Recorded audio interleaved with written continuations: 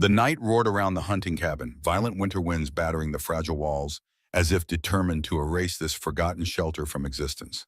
Inside, Frank Miller's calloused hands pressed rhythmically against the chest of the unconscious woman lying on the rough wooden floor. 6 minutes.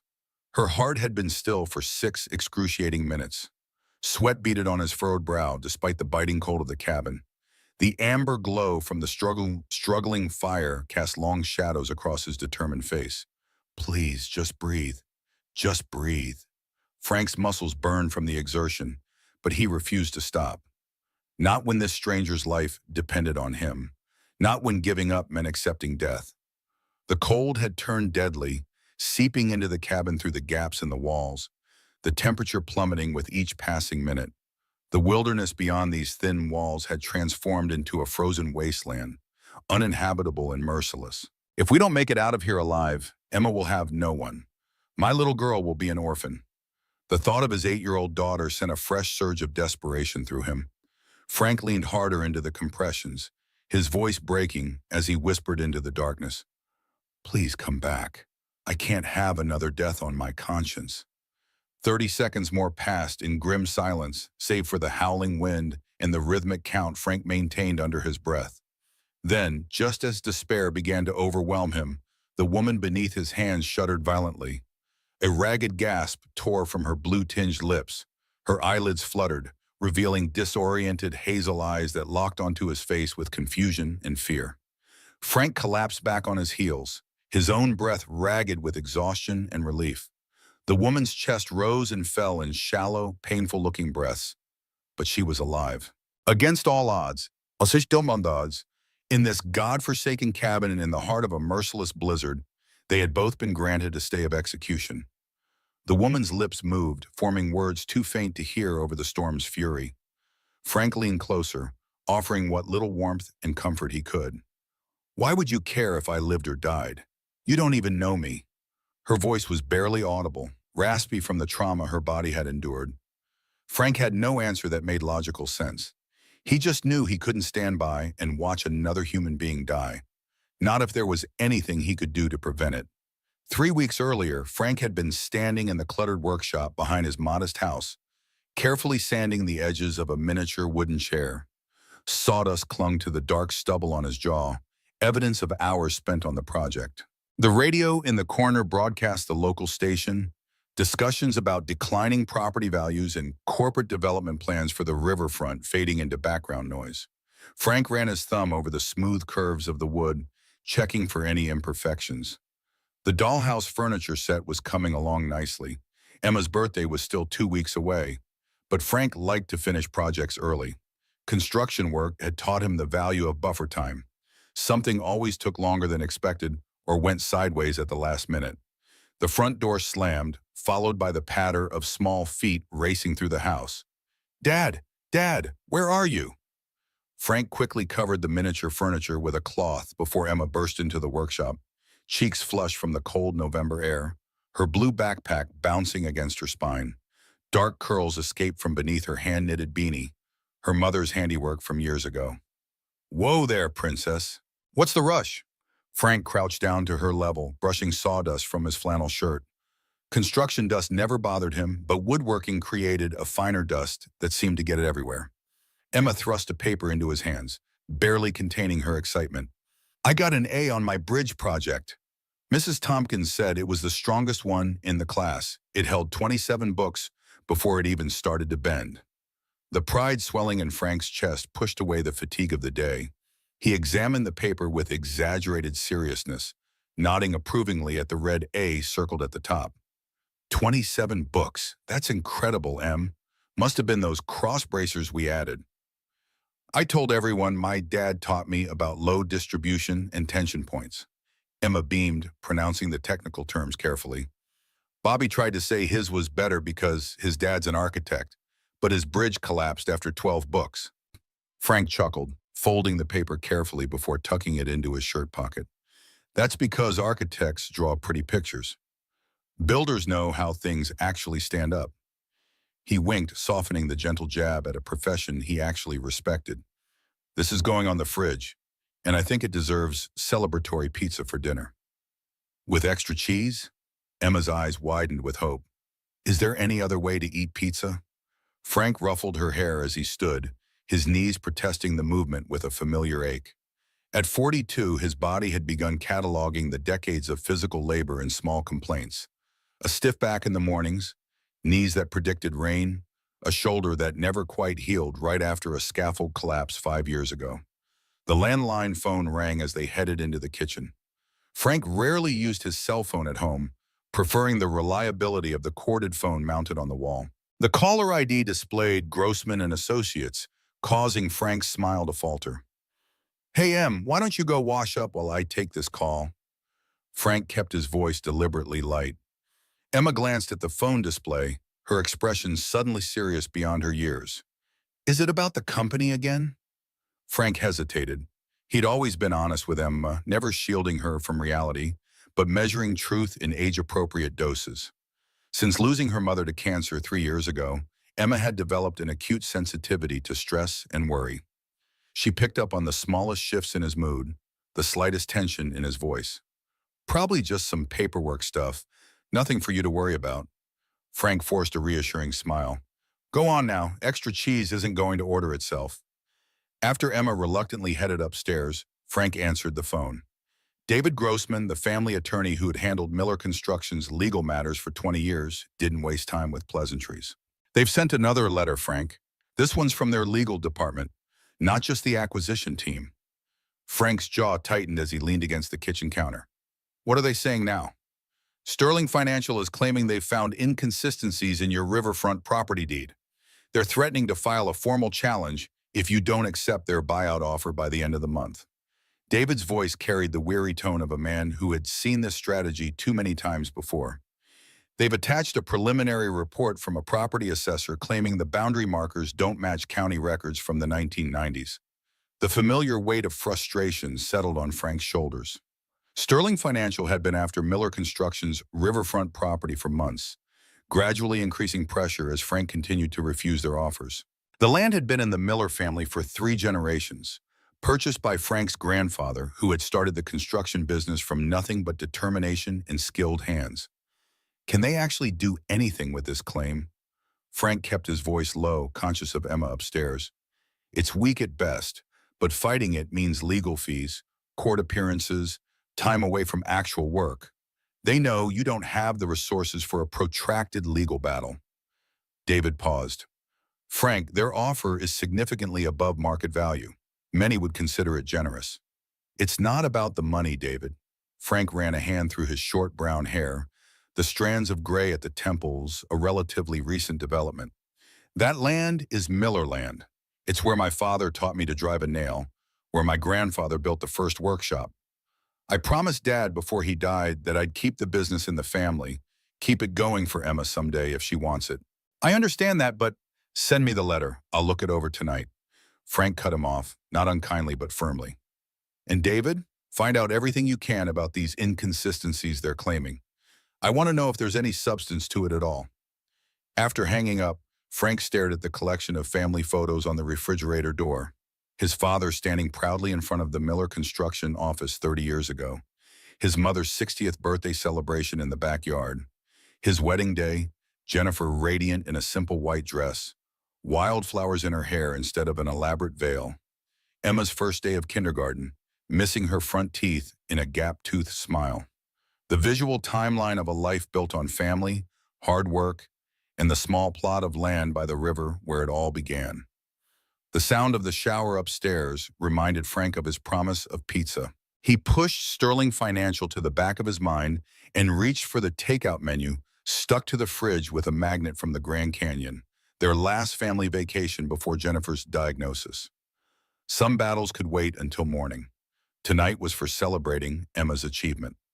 2 days later, Frank stood in the lobby of Sterling Financial's sleek downtown high-rise, feeling distinctly out of place. His best dress shirt, worn to client meetings and the occasional church service, felt stiff and formal compared to his usual work clothes. He'd traded his steel-toed boots for the only pair of dress shoes he owned, polished last night at the kitchen table while Emma did her homework. The building itself seemed designed to intimidate, all glass and chrome and soaring ceilings. The receptionist behind the marble desk had eyed him with barely concealed suspicion until he'd stated his appointment with Miss Sterling. Now he waited, watching suits and heels click importantly across the polished floor, everyone moving with the purposeful stride of people who believed their time was exceptionally valuable. Frank checked his watch, an old Timex that had belonged to his father, nothing like the gleaming timepieces adorning the wrists around him. His appointment was in 5 minutes. He'd arrived 15 minutes early, a habit ingrained by his father who insisted that punctuality was a form of respect, and being early showed you valued the meeting. "Mr. Miller?" A young woman with a tablet approached him. Her smile was professional but cool. "Ms. Sterling will see you now. Please follow me." The elevator whisked them to the 30th floor in near silence, opening to reveal a reception area decorated in muted grays and blues. Through floor-to-ceiling windows, the city spread out below, the river a silver ribbon in the distance. Frank could just make out the industrial area where Miller Construction's offices and yards stood, a humble compound of practical buildings dwarfed by the surrounding city. The assistant led him through glass doors into a conference room where 3 people waited.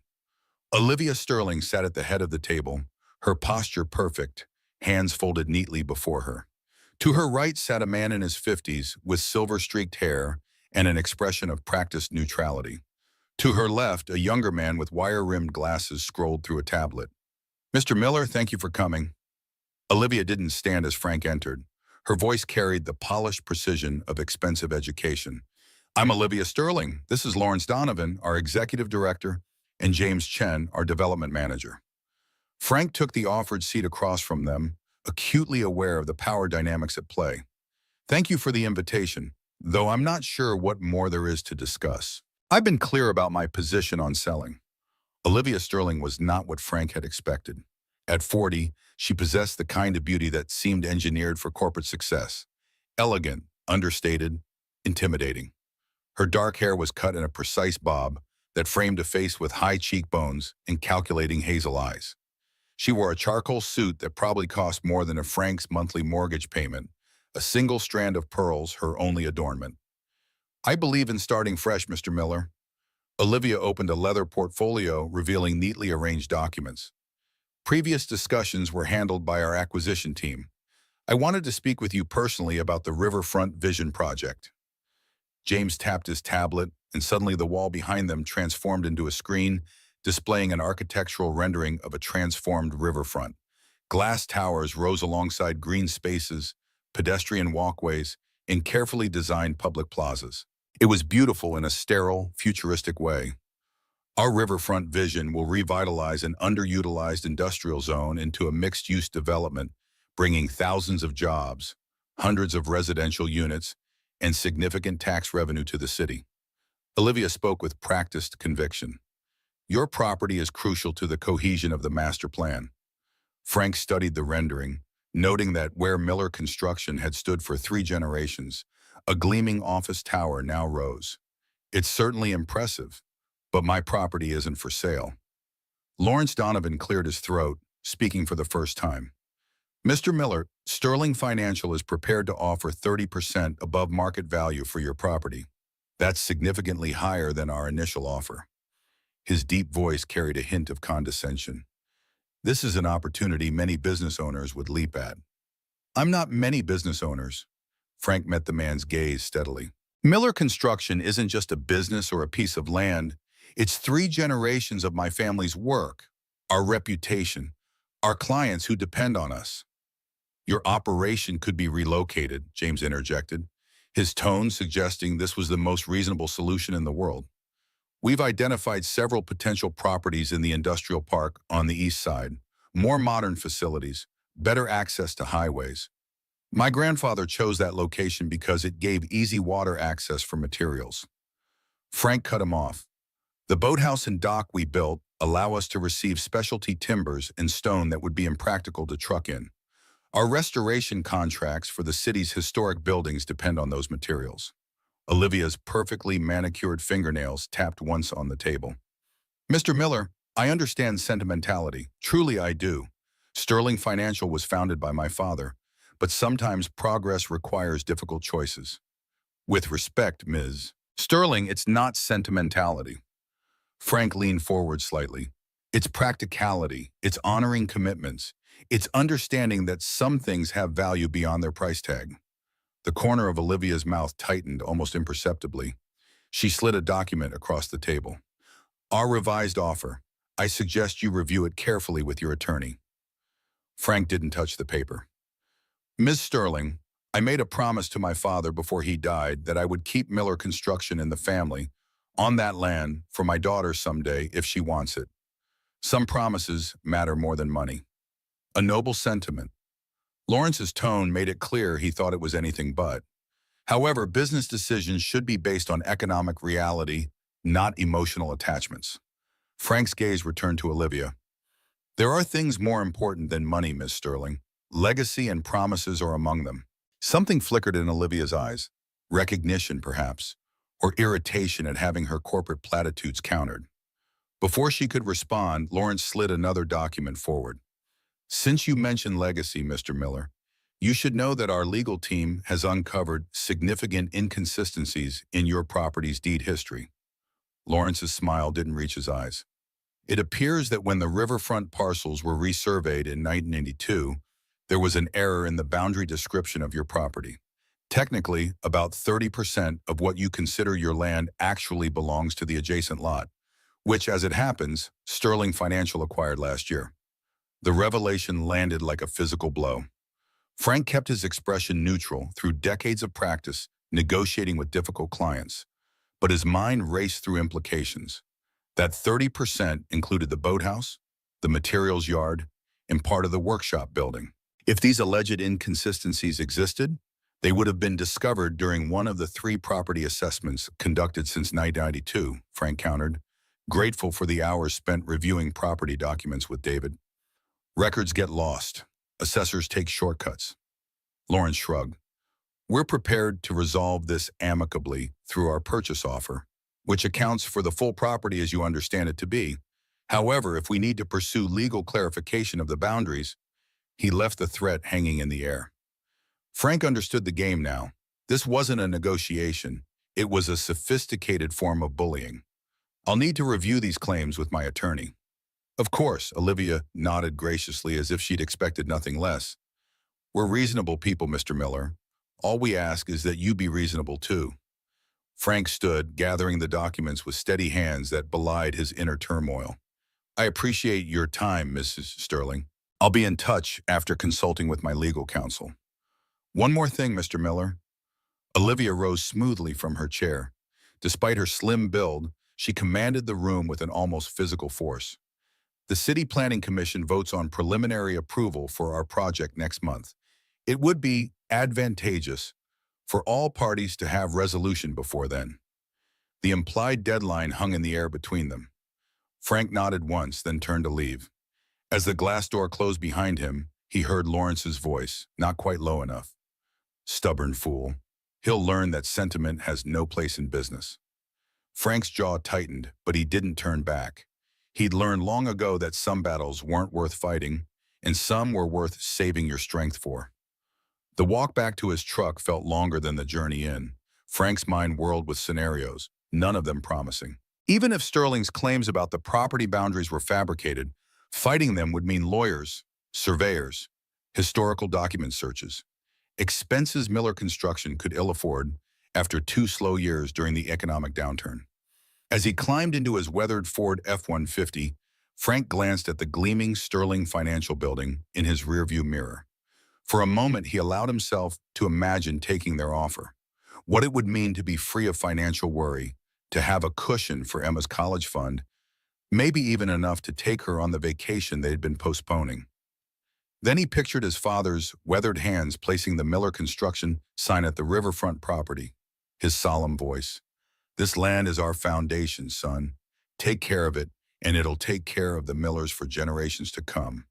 Some promises couldn't be broken, no matter the price. Olivia Sterling stood at the window of her corner office, watching the battered blue pickup truck pull away from the Sterling Financial building. The contrast between Miller's practical vehicle and the luxury cars filling the executive parking area below couldn't have been more stark. She sipped her herbal tea, a concession to the migraine threatening at her temples. He'll cave, Lawrence stated confidently from behind her. They always do once legal threats enter the equation. It's simply a matter of price. Olivia didn't respond immediately. There had been something unexpected in Frank Miller's demeanor, not the belligerence that she'd anticipated from a small business owner facing corporate pressure, but a quiet dignity she rarely encountered in these negotiations. It was unsettling. Have James prepare contingency plans for redesigning the riverfront project without the Miller property. She finally turned from the window, just in case. Lawrence's carefully maintained neutrality slipped. That would compromise the entire eastern section. The marina access point is critical to the luxury component. I'm aware. Olivia returned to her desk, a minimalist glass and steel construction that matched the office's modern aesthetic. But I don't share your confidence that Mr. Miller will sell. Men who speak of promises to dead fathers rarely respond to purely financial incentives. Then we pursue the boundary dispute aggressively. Lawrence leaned forward, his voice hardening. The board expects results on this project, Olivia. Your father would have... My father isn't here. The sharpness in her tone silenced him immediately. And I would appreciate it if you'd refrain from speculative, posthumous opinions. The reminder of her father sent a familiar ache through Olivia's chest. Richard Sterling had founded Sterling Financial 40 years ago, building it from a small investment firm into one of the city's most powerful financial institutions. His death 2 years ago had thrust Olivia into the CEO position earlier than expected, with whispers that she had obtained the role through birthright rather than merit, despite her Harvard MBA and decade of experience in executive positions. Lawrence cleared his throat. The quarterly board meeting is next week. They'll want updates on all major projects, including Riverfront. I'm well aware of my obligations to the board, Lawrence. Olivia's tone remained professional but cool. I'll have a comprehensive update prepared. After Lawrence departed, Olivia unlocked the bottom drawer of her desk and removed a thick folder marked Sterling Holdings Historical. And inside were documents few people knew existed. Internal audits from her father's era revealing questionable accounting practices, property acquisitions with murky ownership trails, tax structures that walked the line between aggressive and illegal. Olivia had discovered these records 6 months after taking over as CEO. The revelation that her father, a man she'd idolized, whose approval she'd spent her life seeking, had built parts of his empire on shaky ethical ground, had shaken her deeply. She'd spent the past 18 months quietly correcting these issues, restructuring problematic holdings, and ensuring Sterling Financial's current operations were beyond reproach. But the past remained a vulnerability. If these historical improprieties came to light, the company would face not only devastating legal consequences, but a public relations nightmare that could destroy everything her father had built, everything she was now responsible for protecting. Olivia replaced the folder and locked the drawer. The Riverfront project represented Sterling Financial's future, clean, legitimate, prestigious. She needed it to succeed not just for the company's financial health, but to finally emerge from the shadow of her father's complicated legacy. Whatever sentimentality Frank Miller felt toward his family land, she couldn't allow it to jeopardize Sterling Financial's transformation. The irony that she too was motivated by family legacy wasn't lost on her. Olivia glanced at the single framed photo on her otherwise minimalist desk, herself at age 10 standing beside her father at the opening of Sterling Financial's headquarters. His hand rested on her shoulder, his smile proud as he looked at the camera. What the photo didn't show was how tightly his fingers had gripped her, the whispered warning to stand straight, smile properly, remember who you represent. Moments before the shutter clicked. Success at any cost. That had been Richard Sterling's unspoken family motto, drilled into Olivia from childhood. Now, with the discovery of his ethical compromises, she found herself wondering what those costs had truly been, and whether she was still paying them. 3 days after the meeting at Sterling Financial, Frank sat across from David Grossman in the attorney's cluttered office. David had removed his suit jacket and loosened his tie, his sleeves rolled up as he pored over maps and property documents spread across his desk. Their claim isn't entirely fabricated, David admitted reluctantly, tapping a surveyor's map from 1992. There was an adjustment to the riverfront properties that year, And there are some inconsistencies in how your father's portion was recorded. Frank's stomach tightened. How bad is it? Not as bad as they're making it out to be. David put on his reading glasses to examine a document more closely. The dispute would involve maybe 10% of your land, not 30 like they're claiming. And there's strong evidence of continuous use. The boathouse has been there since 1978, well before the resurvey. So they're bluffing? Hope flickered briefly. Exaggerating significantly, yes, but there's just enough substance to make a legal challenge costly and time-consuming. David leaned back in his chair, removing his glasses. Frank, I have to ask, have you seriously considered their offer? Frank's jaw tightened. You know what that land means. I do. I also know what the current economic climate means for small construction companies. David's voice was gentle but firm. You've had to let 3 workers go this year. The Jefferson Street restoration contract barely covered costs after those structural issues were discovered. The hospital expansion you were counting on went to Mitchell & Sons. The harsh reality of Miller Construction's financial situation hung between them. Frank had been running on thin margins for over a year, taking smaller jobs just to keep his core team employed, dipping into personal savings to cover payroll twice in the past 6 months. If I sell, it's over. Everything my grandfather and father built, gone. Frank stared at his calloused hands. What kind of legacy is that to leave Emma? What about the legacy of a father who provides financial security? Who can afford to send his daughter to college without crushing debt? David sighed. I'm not saying you should sell, Frank. I'm saying you should weigh all factors, not just emotional ones. Frank nodded, though the very suggestion felt like a betrayal. What are my options for fighting their claim? We file a formal response disputing their interpretation of the boundary issue. We gather affidavits from long-term clients and neighbors testifying to Miller Construction's continuous use of the property. We request historical aerial photographs showing the property boundaries as understood for decades. David ticked off points on his fingers. It's defensible, but it will cost money. Money you're already stretching thin. And timing? If they file in court, 6 months minimum before any resolution, possibly years if it gets complicated. During that time, the disputed portion of your property would be in legal limbo, difficult to use for business purposes, impossible to use as collateral for loans. The weight of responsibility pressed down on Frank's shoulders. It wasn't just about him anymore. It hadn't been since the moment Emma was placed in his arms 8 years ago, pink and squalling and perfect. And especially not since Jennifer had made him promise, in those final lucid moments before the cancer took her, to make sure Emma would be okay. I need time to think. Frank gathered the copies David had prepared for him. Can you draft the formal response to their claim, just so we're ready? David nodded. I'll have it ready by Friday, but Frank, he hesitated, choosing his words carefully. Sterling Financial has resources we can't match. They can afford to drag this out until you're financially exhausted. Sometimes the smart move isn't fighting to the bitter end. It's recognizing when to negotiate best terms. Frank left the office with David's words echoing in his mind. The afternoon sun cast long shadows as he walked to his truck, the autumn air carrying the first hint of the coming winter. He had 3 more hours before he needed to pick Emma up from her after-school program. 3 hours to decide whether to continue fighting what increasingly felt like an unwinnable battle or to betray a deathbed promise to his father.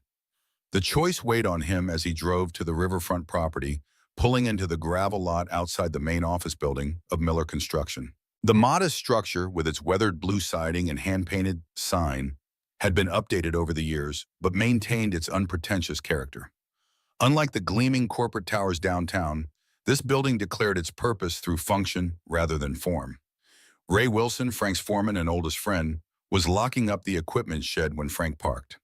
At 46, Ray carried his 2 decades of construction work in the permanent tan on his face and the slight bow to his shoulders. They'd been friends since high school when Ray had helped Frank rebuild his first car engine. Didn't expect to see you back today.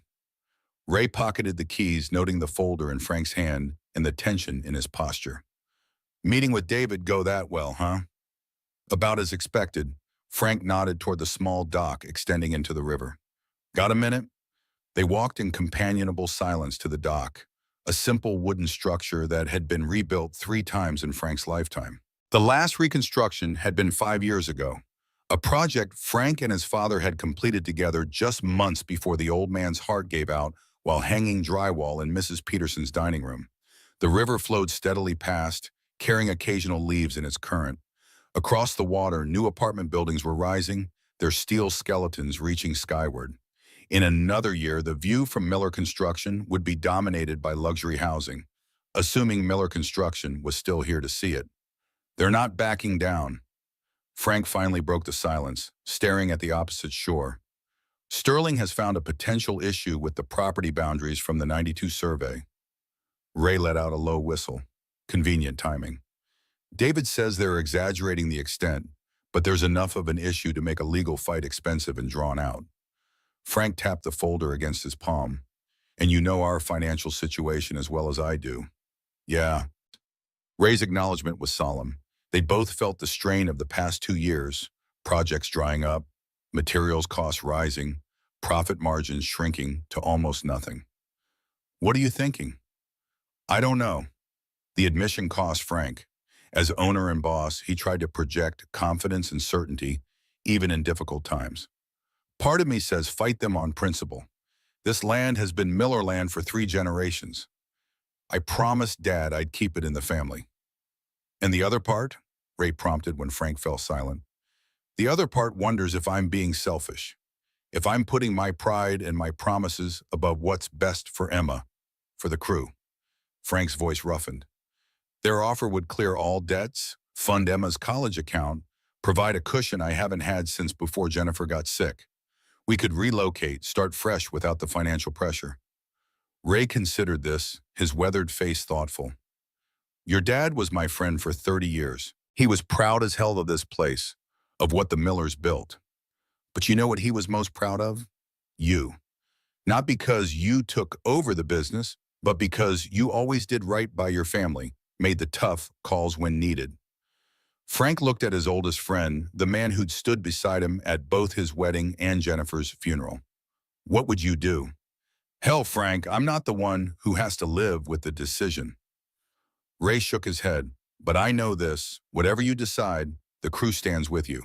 We're not just employees, we're Miller men, even those of us not named Miller. The simple loyalty in those words eased something in Frank's chest.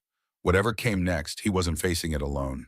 As the sun began its descent toward the horizon, Frank made his way to the oldest building on the property, the original workshop his grandfather had constructed in 1953. Now used primarily for storage, the small structure held the physical history of Miller Construction.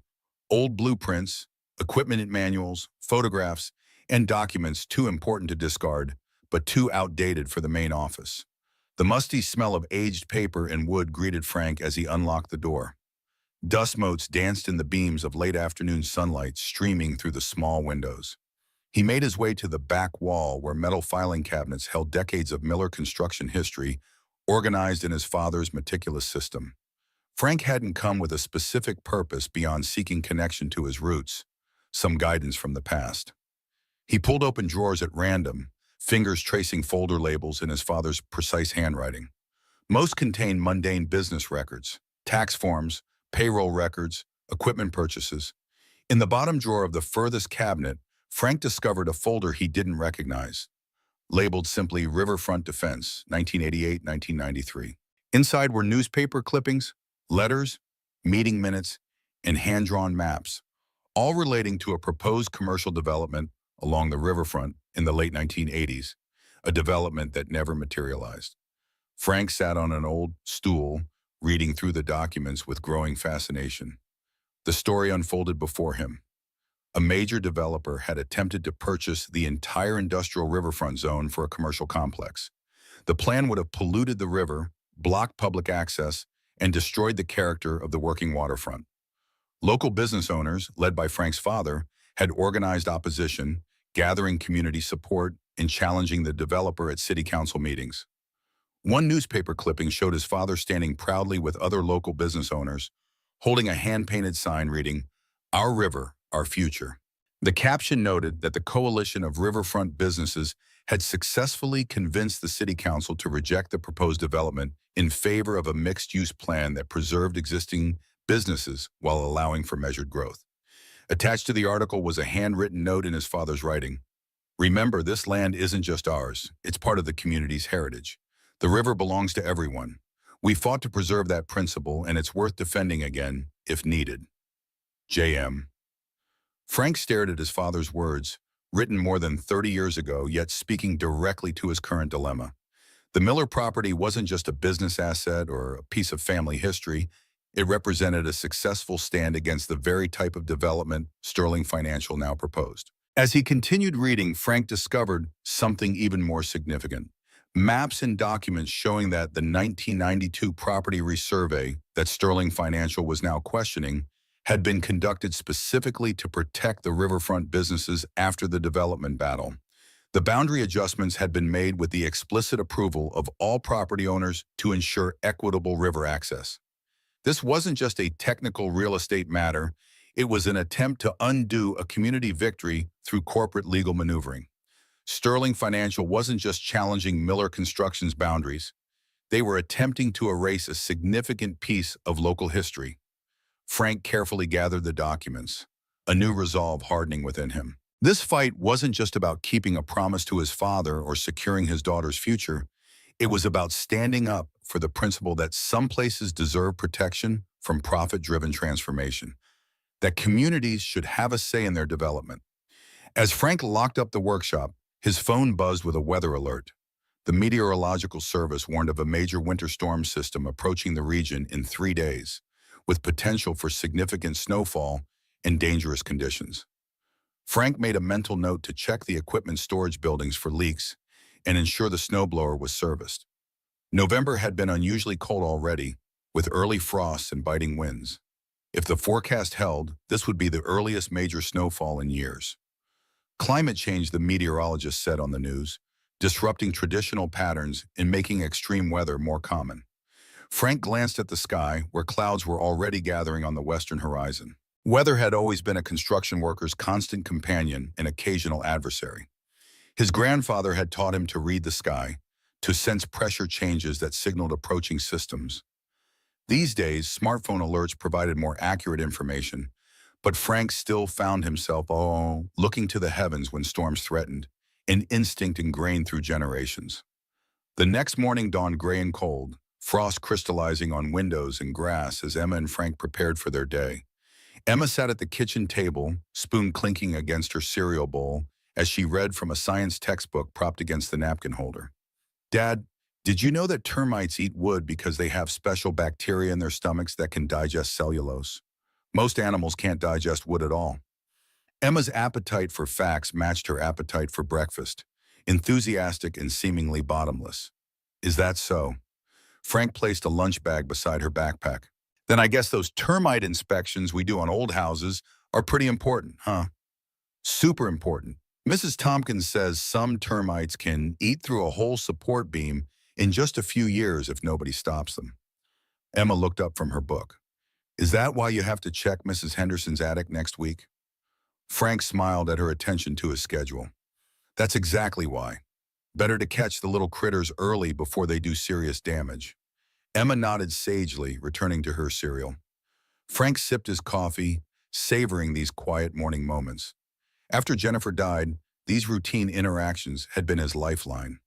The simple rhythm of making breakfast, packing lunches, checking homework that had kept him functioning through grief that might otherwise have swallowed him whole. "Dad?" Emma's voice had shifted, taking on the careful tone she used when approaching difficult subjects. "Are we going to have to move?" Frank set down his coffee mug, giving the question the serious consideration it deserved.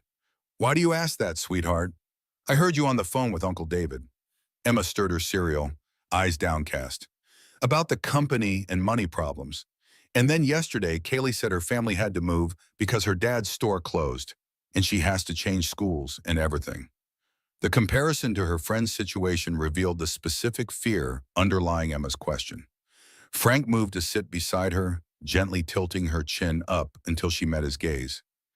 "Emma, listen to me. No matter what happens with Miller Construction, we are not losing our home. I promise you that." He kept his voice steady, projecting a confidence he wished he felt more completely. There are some people who want to buy our company property by the river, and I'm trying to figure out what's best for us. But our house is separate from the business, and it's not going anywhere. But what if the company closes? Like Kaylee's dad's store. The worry in her eyes made her look so much like Jennifer that it physically ached. Frank chose his words carefully. The company is facing some challenges right now, that's true, but we've weathered tough times before. Remember last winter when we had to postpone the library renovation because of the budget cuts? We found other projects and we made it through. Emma nodded, but uncertainty lingered in her expression. Here's what I can promise you, Frank continued. Whatever decision I make about the company, I'll explain it to you first. We're a team, you and me, and big decisions get made together. He tapped her textbook. Just like those termites working with their special bacteria to do what they need to do. That finally elicited a smile. That's gross, Dad. But accurate, Frank grinned, relieved to see the worry fade from her eyes. Now finish up, or we'll be late. It's your turn to be a line leader today, right? As he drove Emma to school after breakfast, Frank's mind returned to the documents he'd found in the workshop. The story they told contradicted Sterling Financial's narrative of a simple boundary dispute. There was history here, community significance that transcended property lines. He needed to make others understand what was at stake, not just his personal legacy, but a precedent that would affect the entire riverfront. If Sterling Financial could manipulate property boundaries to force out one established business, others would surely follow.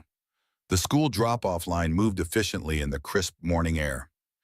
Emma gathered her backpack and lunchbox, then hesitated before opening the door. Dad, I don't mind if we have to move the company, but I'd miss the river dock where we feed the ducks. She leaned over to give him a quick hug. Love you. See you at 3.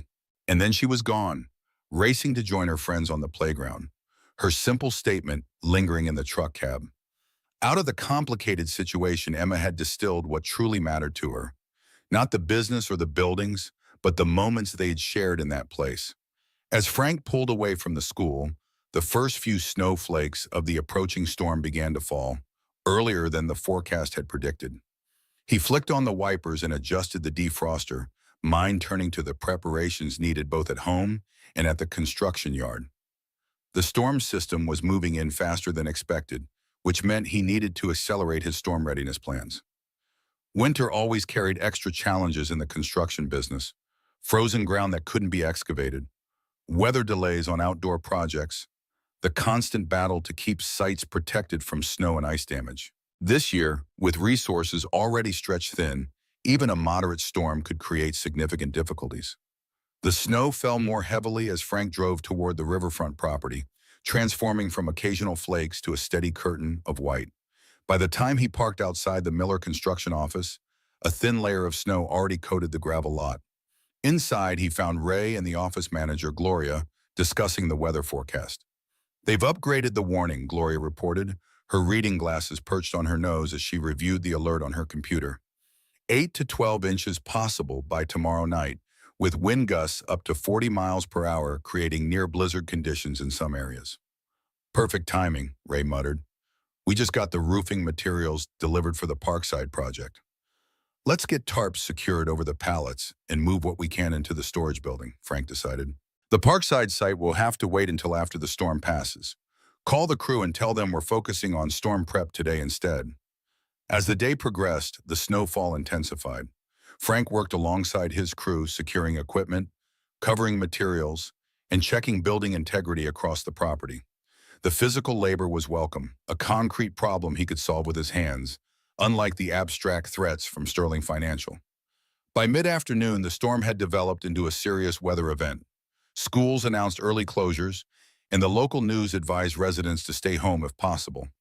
Frank arranged for Sarah to pick Emma up from school, then called to check that they'd arrived safely at home. We're fine, big brother, Sarah assured him over the static-filled connection. Emma's already making hot chocolate and setting up board games. How bad is it down by the river? Wind's picking up. They're saying this could be the worst November storm in 50 years.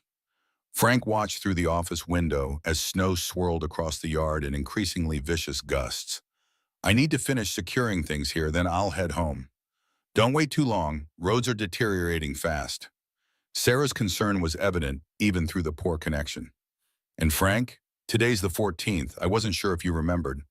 The date struck him like a physical blow, November 14th, the third anniversary of Jennifer's death.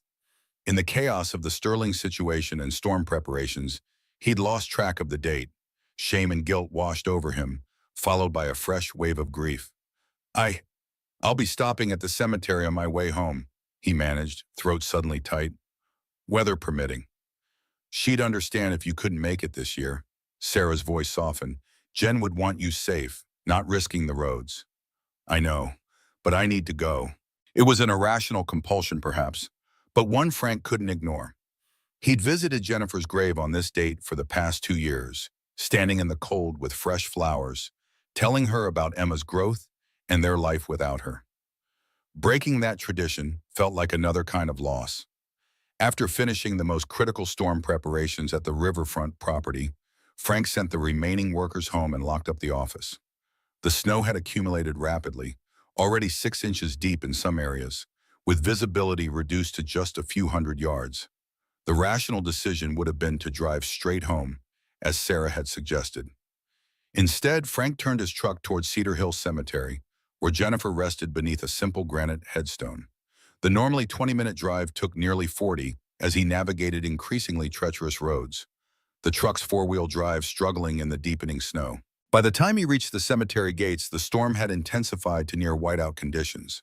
Frank parked as close as possible to the path that led to Jennifer's grave, zipping his heavy work jacket to his chin and pulling on thick gloves before stepping out into the storm.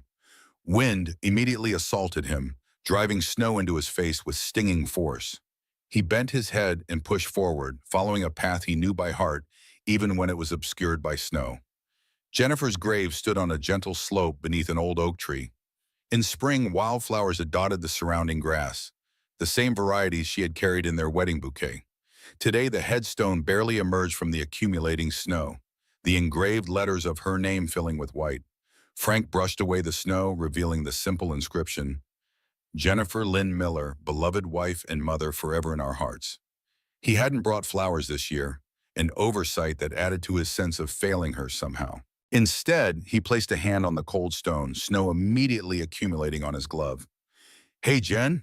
His voice was lost in the howling wind, but it didn't matter. This ritual wasn't about being heard. It was about maintaining connection. Emma's doing great, getting tall. She's going to outgrow last year's winter coat before Christmas. Still loves science and building things. She got an A on her bridge project last week. Frank paused, snow collecting on his shoulders and hair. The company's facing some challenges. Big corporation wants our land. I'm trying to do right by everyone. Emma, the crew, my promise to Dad. Wish you were here to help me figure it out. The cold seeped through his work boots as he stood in the deepening snow. Jennifer would chide him for risking the dangerous roads, for standing in a blizzard talking to a stone instead of being home with their daughter. She had been the practical one, the planner, the voice of reason when his stubborn pride pushed him toward difficult positions. I missed your advice, he admitted to the silent stone. I miss your voice. I miss who I was when you were here. After several more minutes, the intensifying storm forced Frank to end his visit. As he turned to leave, a particularly fierce gust of wind nearly knocked him off balance. This was rapidly becoming dangerous, the exact scenario Jennifer would have warned against. The drive home proved even more treacherous than the journey to the cemetery. Visibility had deteriorated to mere yards, and several times Frank nearly missed turns on roads made unrecognizable by the snow. Traffic was almost non-existent, most people having heeded the warnings to stay home. As Frank navigated a particularly exposed stretch of road that cut through open farmland, the wind buffeted his truck with alarming force. Through the curtain of white, he barely discerned a dark shape on the roadside ahead, a vehicle partially buried in a snowdrift, its wheels tilted at an unnatural angle. Frank slowed, peering through snow-caked windshield wipers. The vehicle appeared to be a luxury SUV that had slid off the road and rolled onto its side. No emergency vehicles were present, suggesting either that the accident had just occurred or that rescue services were overwhelmed by the storm. He could have driven past. In these conditions, stopping risked his own safety, and emergency responders would surely reach the scene eventually. The rational choice would be to call 911 once he reached an area with better cell reception and continue home to Emma. But Frank Miller had never been able to drive past someone who might need help. It was a trait his father had instilled in him from childhood, the responsibility to assist others in trouble, especially in circumstances where specialized skills might make a difference. Construction workers understood structural integrity, how to stabilize dangerous situations, how to extract people from precarious positions. Frank pulled his truck to the roadside, hazard lights flashing as a warning to any other vehicles foolish enough to be on the road. He grabbed his emergency kit from behind the seat, flashlight, first aid supplies, tools, and stepped out into the howling storm once more. The wind nearly knocked him off his feet as he trudged through knee-deep snow toward the overturned SUV. As he drew closer, he could make out the vehicle's details. A black Range Rover, high-end model, its driver's side crushed against the ground, passenger side facing upward. The windshield was spiderwebbed with cracks but intact. Through it, Frank could see a single occupant slumped against the deployed airbag. The figure wasn't moving. "Hello, can you hear me?" Frank shouted over the storm, tapping on the passenger window. No response. He tried the passenger door, but it was either locked or jammed from the impact. The rear door on the same side yielded, however, allowing Frank to partially climb into the tilted vehicle. The interior smelled of leather and the acrid scent of deployed airbags. The driver was a woman, unconscious and held in place by her seatbelt. Blood trickled from a gash on her forehead, and her breathing appeared shallow and labored. In the dim light filtering through snow-covered windows, Frank couldn't make out her features clearly, but he could see she was well-dressed in expensive winter attire. "Ma'am, can you hear me?"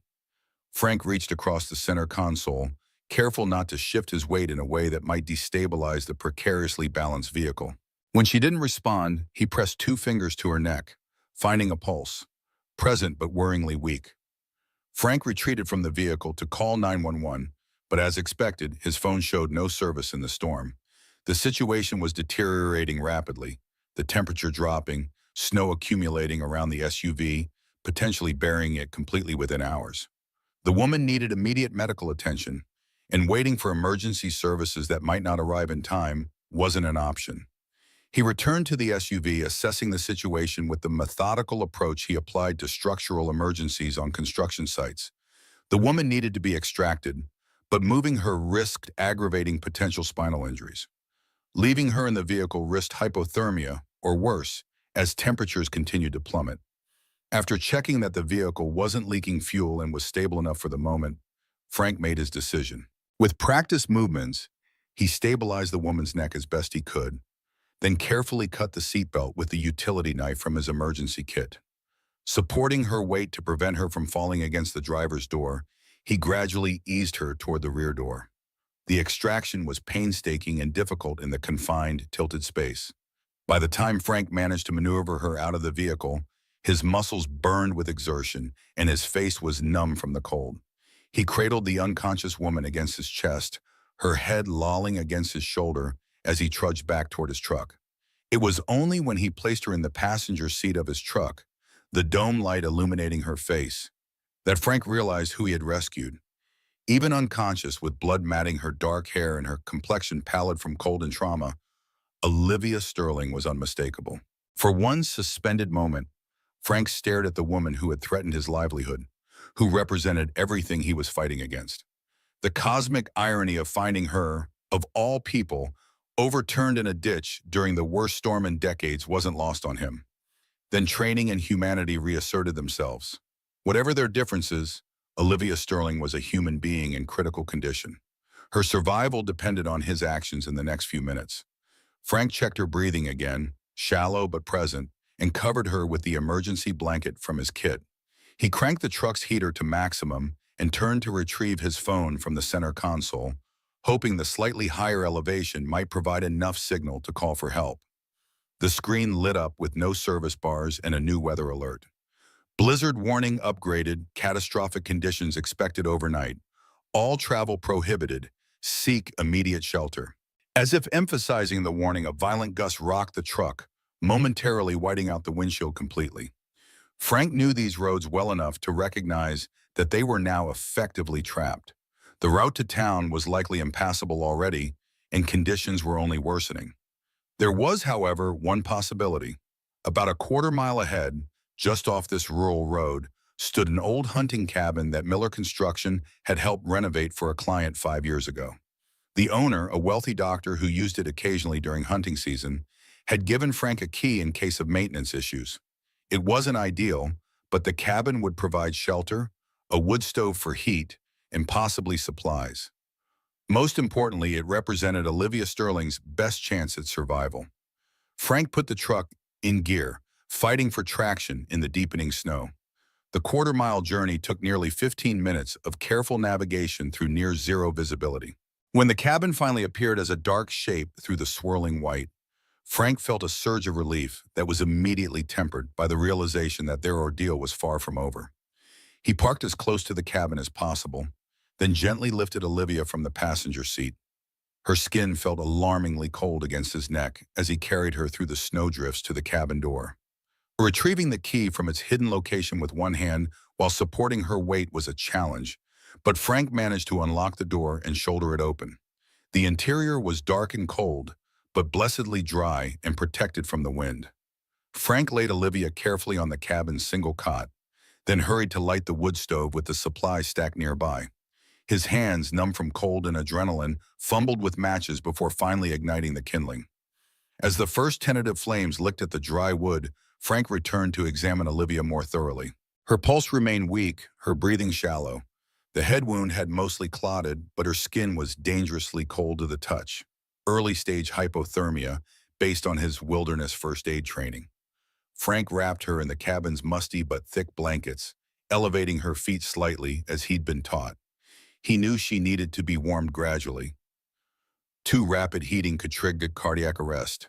The cabin's temperature was rising slowly as the wood stove began to heat the small space, but it would be some time before it reached a safe level. Outside, the blizzard raged with increasing ferocity, the wind howling like a wounded animal around the cabin's corners. Frank retrieved his emergency kit and what supplies he could from the truck, knowing they might be stranded for hours or even days depending on the storm's duration. His phone still showed no service. They were effectively cut off from the outside world. Frank sent a silent apology to Emma, hoping she wouldn't worry too much when he didn't return home. Sarah would understand what had happened when she heard about the storm's severity, would reassure Emma that her father knew how to handle extreme weather. As the cabin gradually warmed, Frank dampened a clean handkerchief with melted snow and gently cleaned the blood from Olivia's forehead. The gash wasn't as severe as it had initially appeared. Head wounds always bled dramatically, but concussion remained a concern. An hour passed with no change in Olivia's condition. Frank maintained the fire, checked her vital signs regularly, and tried unsuccessfully to get a signal on his phone. The storm showed no signs of abating. If anything, it had intensified, rattling the cabin's windows with almost supernatural force. Then suddenly Olivia's breathing changed, a slight hitch followed by a deeper gasp. Her eyelids fluttered, and a small moan escaped her lips. Frank moved quickly to her side, relief flooding through him at these signs of returning consciousness.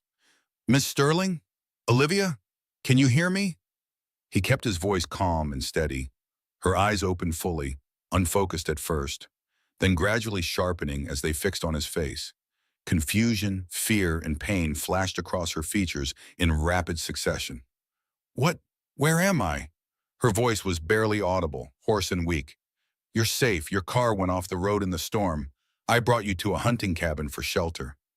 Frank deliberately omitted mentioning who he was, unsure if the revelation would help or hinder her recovery. Olivia's gaze drifted around the cabin before returning to his face. Recognition slowly dawned in her eyes, followed by disbelief. "Miller? Frank Miller?" The effort of speaking seemed to exhaust her. Frank nodded, adjusting the blanket around her shoulders. "Try not to move too much. You likely have a concussion, and you were showing signs of hypothermia." "You saved me?" The question held more than simple clarification. There was genuine bewilderment in her tone, as if she couldn't reconcile his actions with their adversarial relationship. "Anyone would have done the same."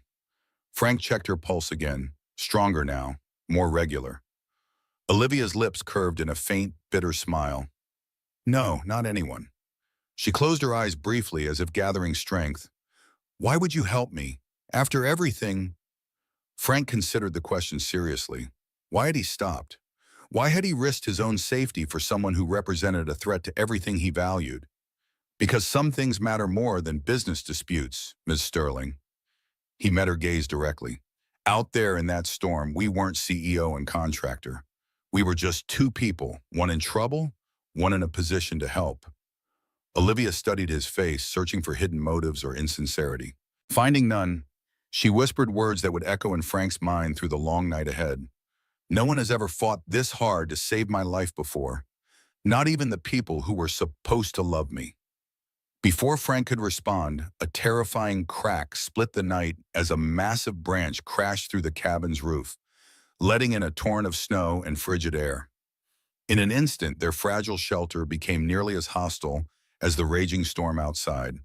And in that moment of new crisis, as Frank moved instinctively to protect Olivia from falling debris, neither of them realized that their lives had become irrevocably entangled, that the real storm, the one that would transform them both, was just beginning. The branch crashed through the roof with a deafening crack, sending splintered wood and a cascade of snow into the cabin. Frank lunged toward Olivia, shielding her body with his own as debris rained down. Cold air knifed through the new opening, immediately dropping the temperature inside their fragile shelter. Darkness consumed half the cabin as the branch had taken out the single overhead light. Only the flickering glow from the wood stove remained, casting monstrous shadows across the walls. The howling of the storm grew louder through the gaping wound in the ceiling, a constant reminder of the deadly conditions surrounding them. Frank assessed the damage with the practiced eye of a builder. The branch had punched through at the far corner, away from the wood stove, in the cot where Olivia lay. The structural integrity of the cabin wasn't compromised, yet. But if they didn't seal the opening somehow, hypothermia would become a certainty rather than a threat. Olivia struggled to sit up, her face pale in the dim light. How bad is it? Her voice sounded stronger now, though still tinged with pain. Frank moved to the corner, examining the jagged hole. Snow accumulated on the floor beneath it, melting into spreading puddles. The main beam's still intact. We can patch this if I can find something to cover it. He searched the cabin methodically, grateful for the owner's habit of stockpiling emergency supplies. Behind a small storage closet, Frank discovered several plastic tarps, a toolbox, and extra blankets, just enough to create a temporary repair. Using the tools and materials available, Frank worked to cover the opening. His construction background proved invaluable as he secured the tarp over the hole, stopping the immediate influx of snow. It wasn't pretty, but it would hold until the storm passed. Olivia watched him work, her analytical mind noting the efficiency of his movements. No wasted effort, no hesitation, just the fluid competence of someone who had spent decades honing practical skills.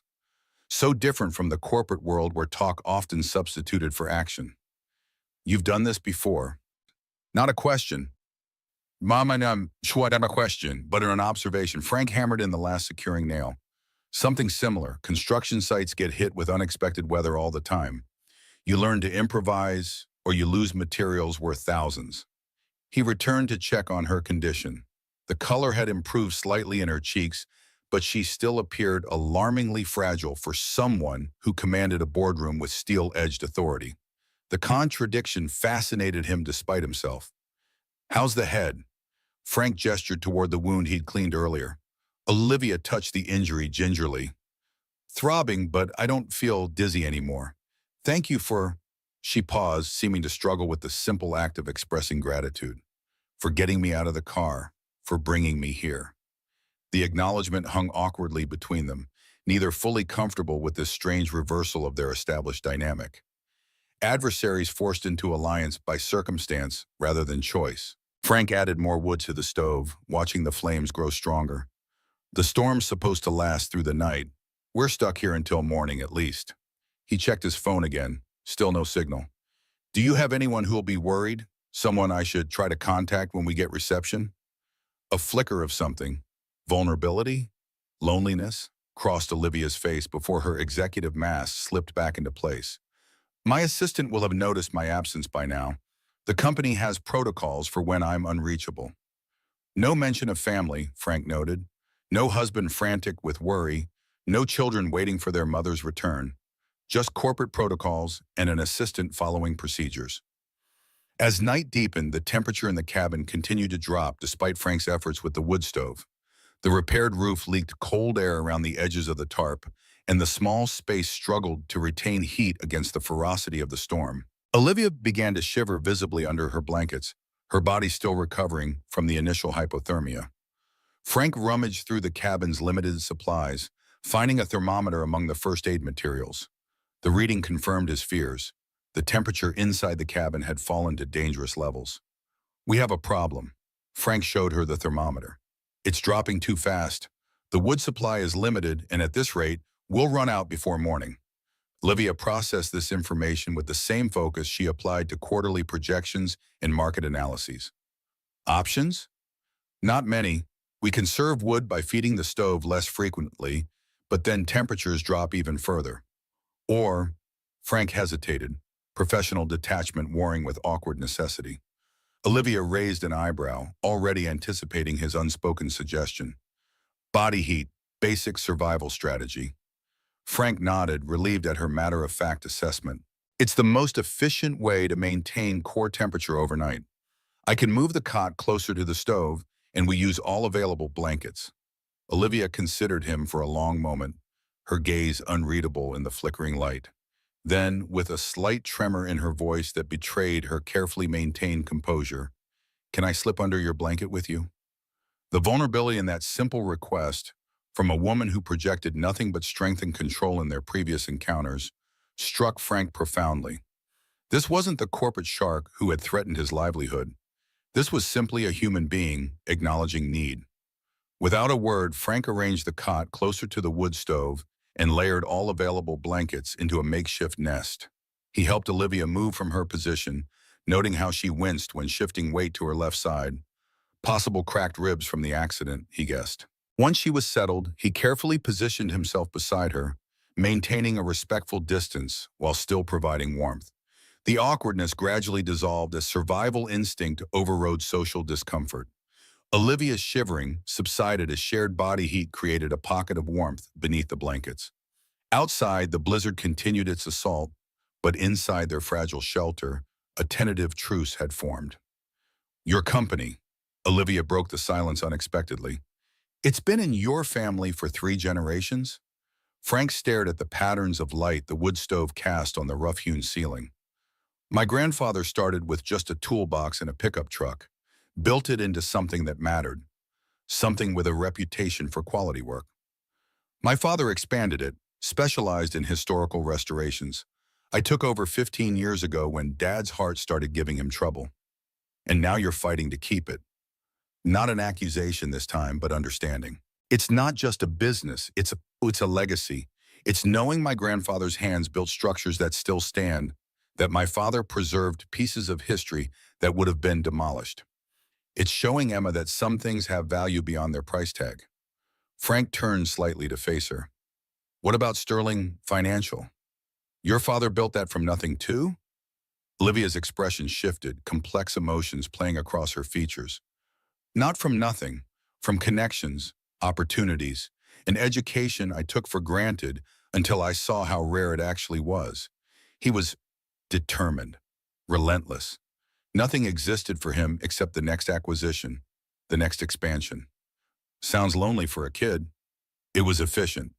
Olivia's tone suggested this was a practiced response, one she'd given, or perhaps told herself, many times before.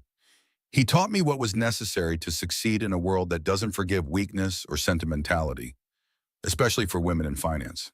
Something in her voice, a hairline fracture in her carefully constructed narrative, prompted Frank to probe deeper. "And your mother?" "Left when I was 7, couldn't handle my father's intensity, his expectations." Olivia's eyes fixed on the play of shadows across the ceiling. "He told me she was weak, that people who can't make hard choices don't deserve success." The revelation cast Olivia's driven personality in a new light. Frank thought of Emma, how differently she was growing up, surrounded by love, encouraged rather than demanded of, valued for herself rather than her achievements. The contrast between their childhoods could hardly be more stark. The temperature dropped further as the night deepened, forcing them closer together beneath the blankets. Propriety gradually yielded to practicality as Olivia's shivering returned. Frank hesitantly put an arm around her shoulders, offering additional warmth. She tensed momentarily, then relaxed against him, accepting the necessity of human contact. "Why did you really stop to help?" Olivia's question came quietly, her breath warm against his shoulder. "You could have driven past. After what my company has been doing to yours, most people would have."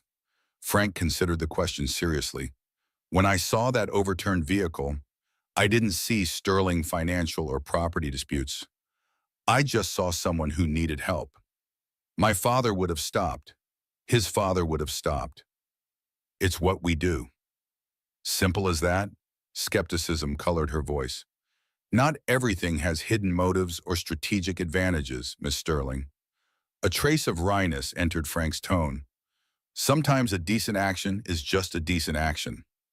Olivia fell silent, absorbing this perspective that seemed simultaneously naive and profound.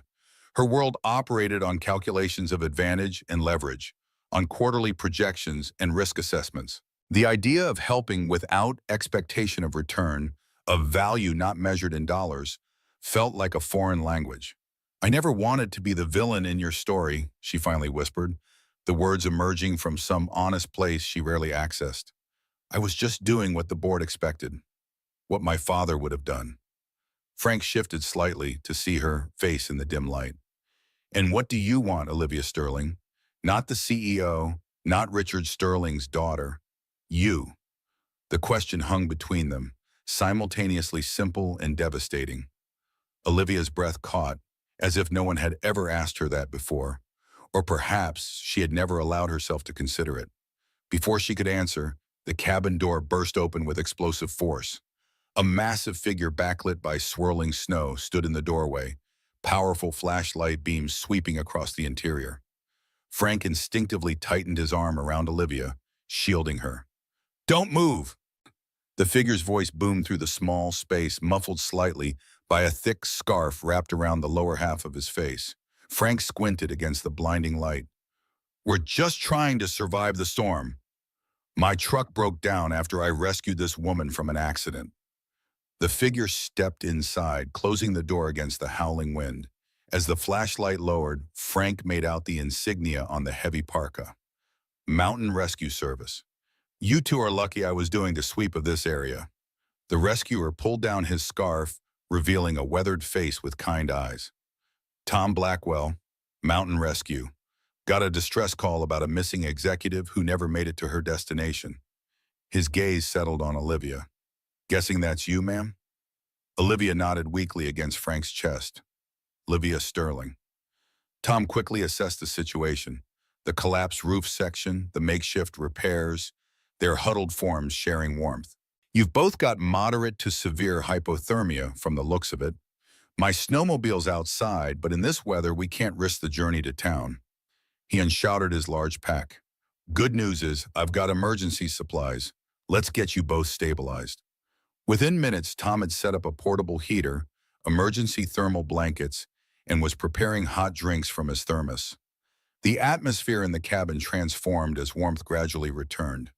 Frank felt Olivia's rigid muscles begin to relax against him, though neither made a move to separate despite the improved conditions. Tom checked Olivia's vital signs professionally. "Your assistant reported you missing when you didn't arrive at the mountain retreat. Said you insisted on driving yourself despite warnings about the storm." A faint flush colored Olivia's pale cheeks. "I've never let weather dictate my schedule." "Well, if not for this gentleman, we'd be having a very different conversation right now." Tom's voice carried the gravity of someone who had seen wilderness tragedies firsthand. "Or no conversation at all." While Tom worked to properly patch the roof breach with an emergency tarp, Frank became acutely aware of Olivia's proximity, the delicate scent of her expensive perfume somehow still present beneath the sharper smells of cold and fear, the softness of her body against his rougher frame. When their eyes met, Something electric passed between them, an unspoken recognition that transcended their previous roles as adversaries. "Thank you," she whispered, for his ears alone. "Not just for saving me, but for seeing me, the real me." Frank didn't know how to respond. This woman had been his nemesis, the face of corporate greed threatening everything he valued. Yet here, stripped of power and pretense, she was simply human, vulnerable, complex, and somehow familiar in a way that resonated deep within him. The storm passed by morning, as Tom had predicted. First light revealed a transformed landscape, blindingly white and pristine. Tom's radio crackled with updates. Roads being cleared, emergency services resuming operations, the community beginning to dig out from nearly 2 feet of snow. "First priority is getting you both to the hospital," Tom announced, packing his gear efficiently. "Hypothermia is nothing to mess with, and Ms. Sterling needs that head wound properly assessed." Frank and Olivia were transported via emergency snowmobile to the nearest hospital. During the journey, Frank learned that the storm had caused a multi-car pileup on the highway. If he hadn't spotted Olivia's SUV when he did, it would have been buried completely within the hour. At the hospital, they were separated into different treatment areas. Olivia was admitted with severe hypothermia and frostbite on her fingers and toes.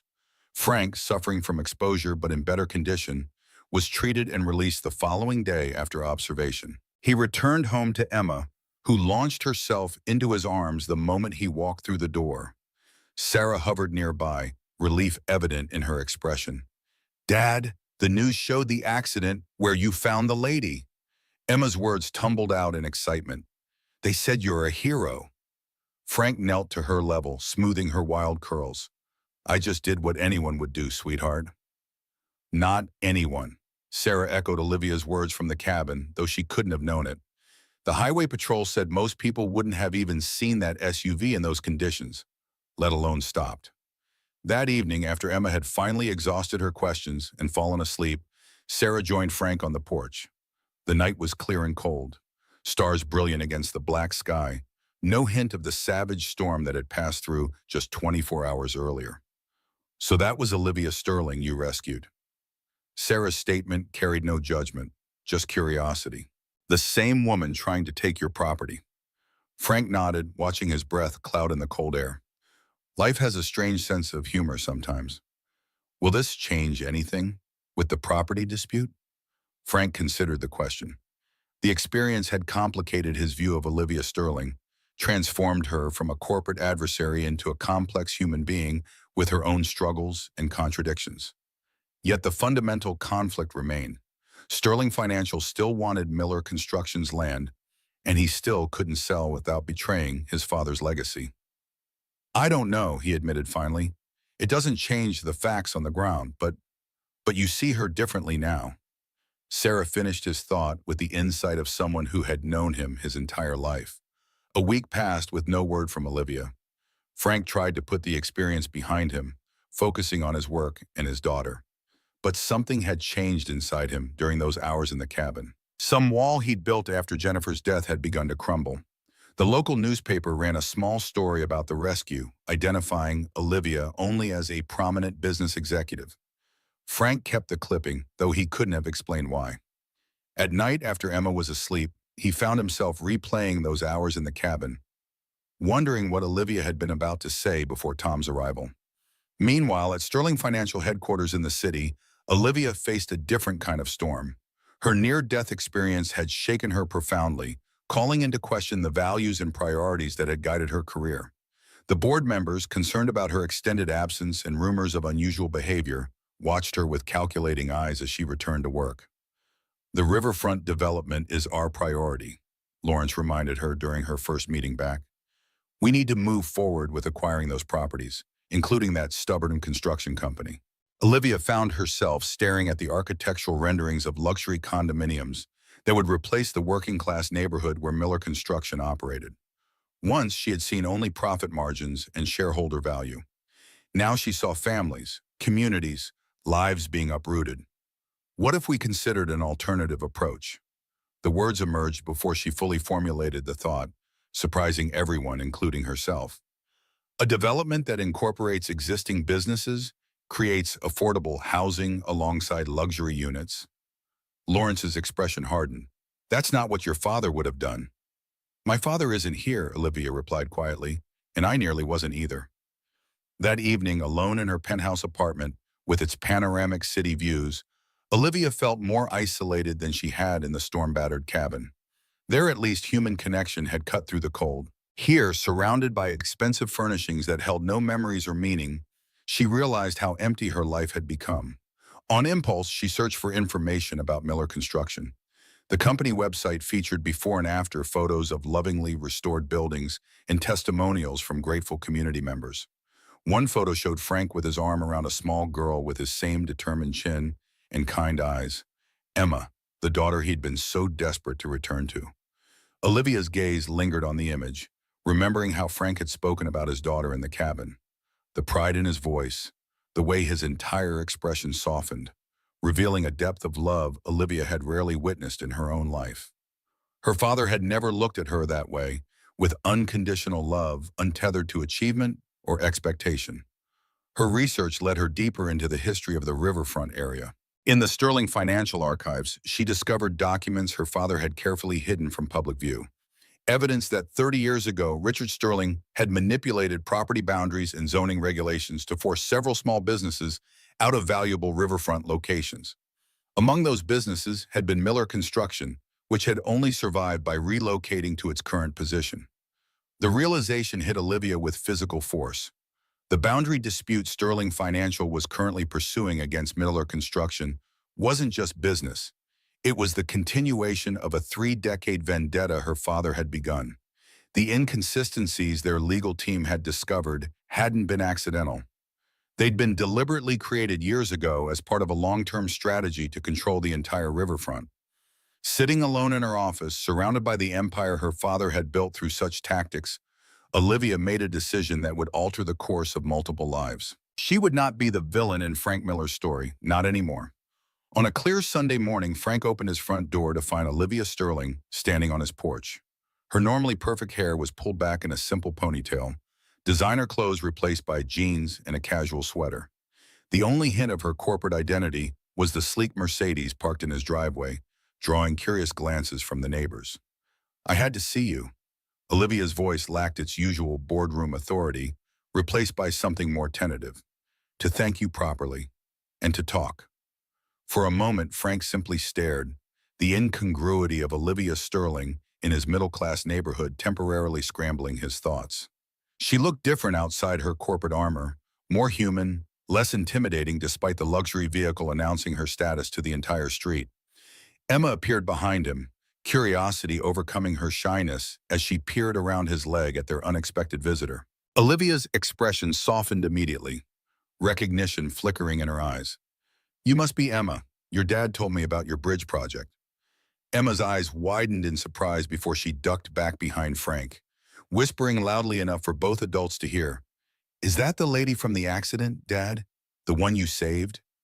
The question hung awkwardly until Frank nodded. Yes, this is Miss Sterling. Would you like to say hello properly? Emma stepped forward, suddenly formal as she extended her small hand. Hello, Miss Sterling. I'm glad you didn't freeze to death in the snow.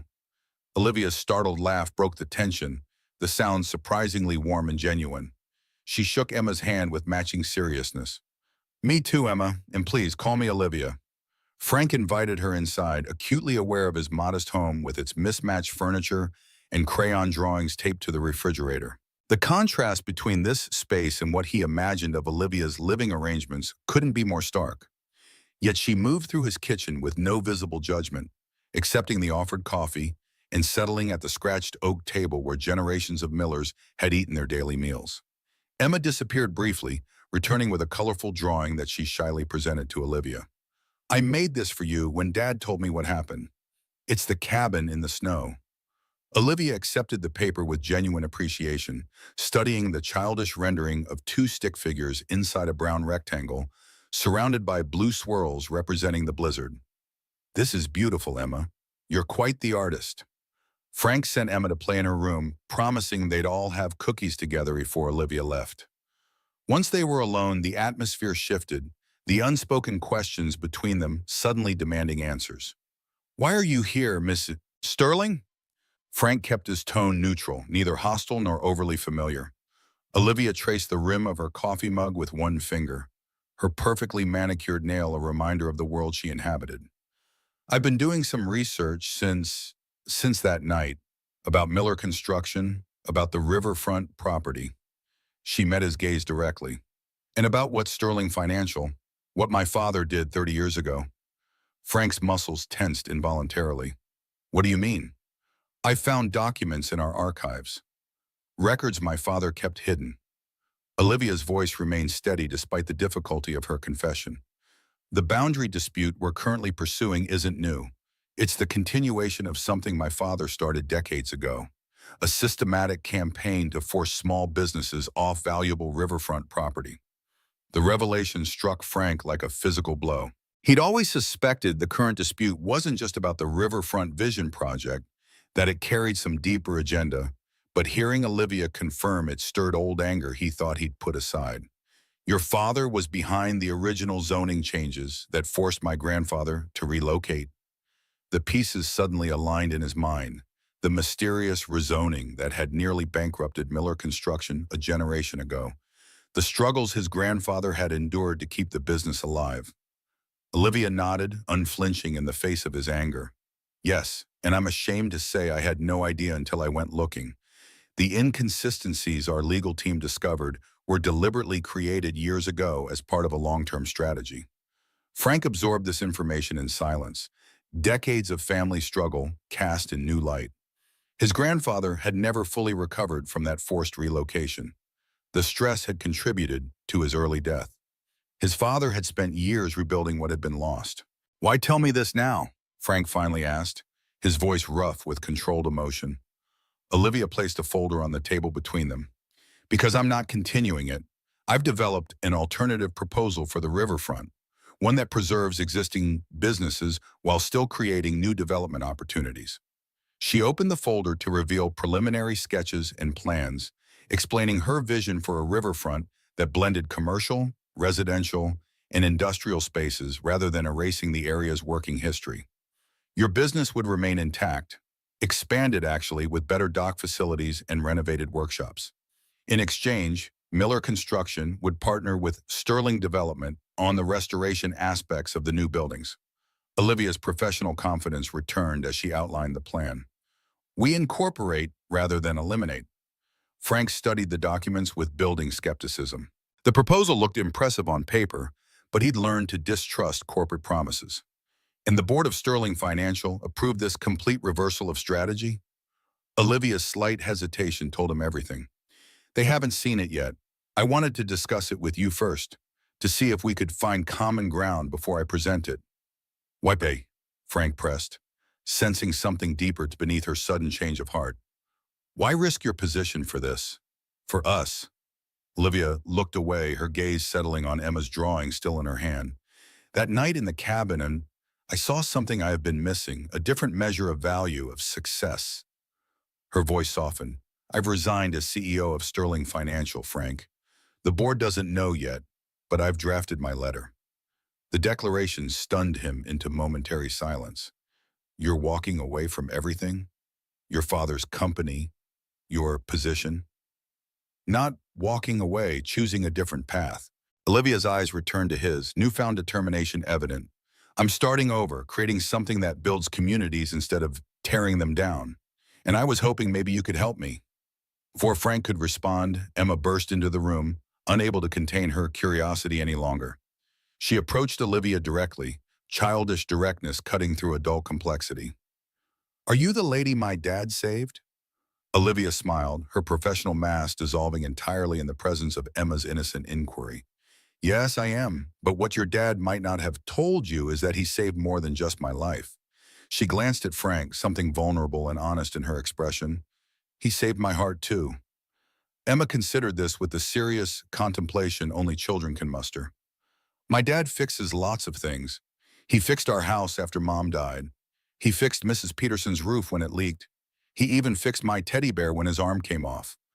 Frank felt his cheeks warm with embarrassment, but Olivia's eyes shimmered with unexpected tears. Your dad is very special that way, she agreed softly.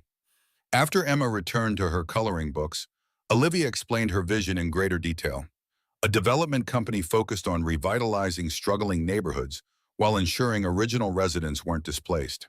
Using her business expertise and connections combined with his construction knowledge and community relationships, they could create something truly transformative.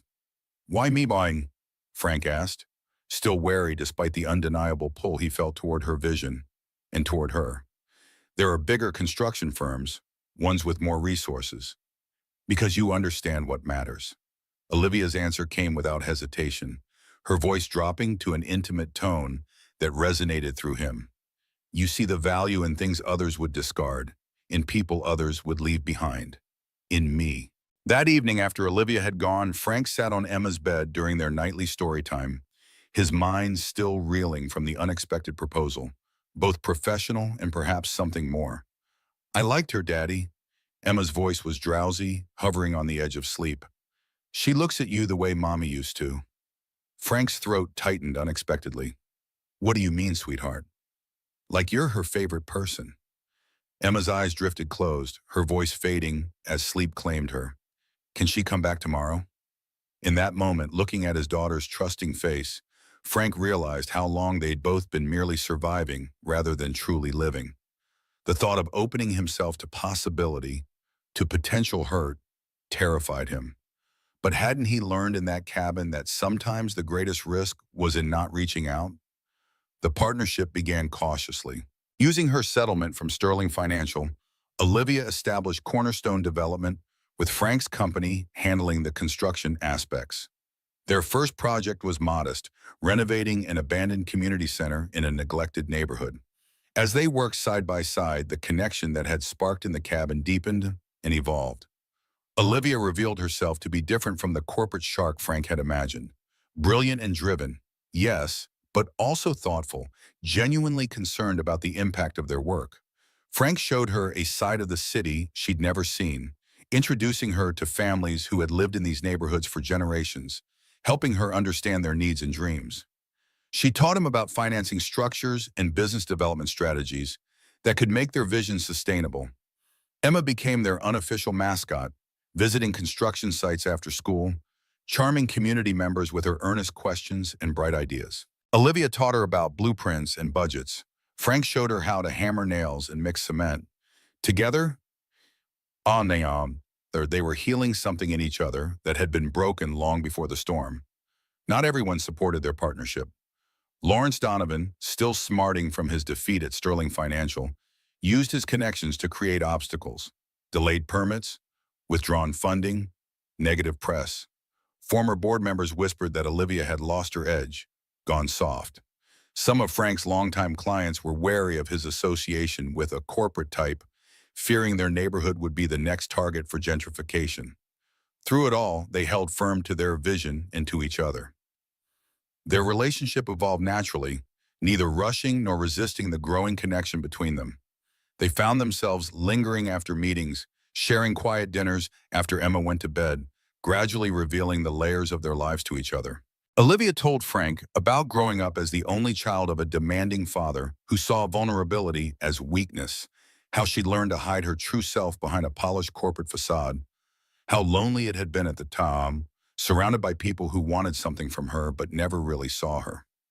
Frank shared the story of Jennifer's illness, the brutal 2 years of watching cancer steal her away piece by piece, how he'd promised her he would keep their daughter safe and their family business alive, how some days just getting out of bed had felt like climbing a mountain. The night I found you, Frank confessed one evening as they walked along the riverfront where their biggest project was taking shape, was the anniversary of her death. I was driving home from visiting her grave. Olivia's hand found his in the gathering darkness. Maybe she sent you to me, she said softly, and me to you. 6 months into their partnership, Cornerstone Development had completed 2 successful projects and was breaking ground on a third. Their approach, preserving community character while improving infrastructure and creating affordable housing, had begun to attract positive attention from city planners and community organizations. Then came the day that changed everything. Frank received a call from Emma's school. There had been an accident during a field trip to one of their construction sites. Emma had wandered into a restricted area and fallen from a partially completed second floor. She was being rushed to the emergency room with possible head and spinal injuries. The world collapsed to a pinpoint of terror as Frank raced to the hospital. Memories of Jennifer's final days in the same building threatened to overwhelm him as he sprinted through familiar corridors toward the pediatric emergency department. He found Emma already in surgery, the doctors unwilling to offer guarantees about her condition. Olivia arrived minutes after Frank, abandoning a critical meeting with potential investors the moment she heard.